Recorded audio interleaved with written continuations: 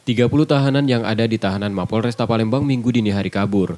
Mereka melarikan diri dengan merusak ventilasi udara kamar mandi dan keluar dari pintu belakang Mapolresta yang tak ada penjaga. Tahanan yang kabur adalah tersangka narkoba. Mereka lari sekitar pukul 2.00 Minggu dini hari. Dua tim dibentuk untuk melakukan pengejaran para tahanan yang kabur. Sampai saat ini kita masih melakukan pengejaran, kita masih melakukan penyelidikan.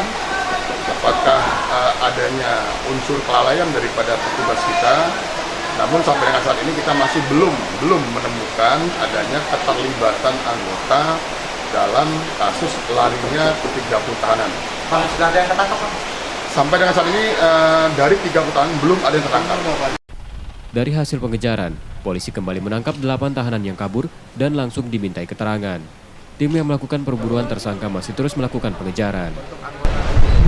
Berdasarkan hasil penelitian kita, mereka menjebol teralis yang ada di depan daripada sel mereka masing-masing dengan menggunakan balok yang ada di tiang kamar mandi, berikut dengan menggunakan kunci. Nah, yang kunci ini yang masih kita teliti. Dan otaknya adalah Iwan alias Oge yang sampai dengan saat ini masih kita kejar, dan otak yang kedua sudah kita amankan, yakni Fahmi, yang menjelaskan bagaimana cara mereka melakukan pemerusakan sehingga teralis tersebut bisa mereka lalui untuk mereka kabur.